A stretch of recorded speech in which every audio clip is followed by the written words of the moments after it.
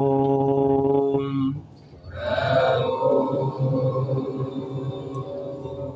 ಗುರು ಬ್ರಹ್ಮ ಗುರು ವಿಷ್ಣು ಗುರುದೇವೋ ಮಹೇಶ್ವರ ತಸ್ಮೈ ಶ್ರೀ ಗುರವೇ ನಮಃ.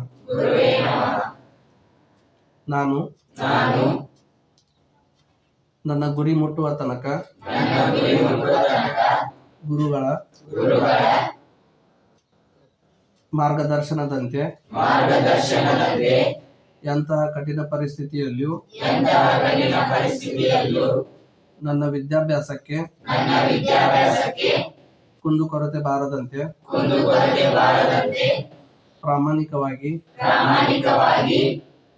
ಶ್ರದ್ಧೆ ಭಕ್ತಿ ಪರಿಶ್ರಮದ ಮೂಲಕ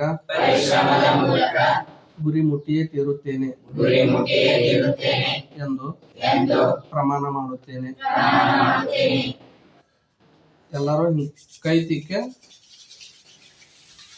ನಿಧಾನವಾಗಿ ಕಣ್ಣುಗಳನ್ನು ಬಿಟ್ಟು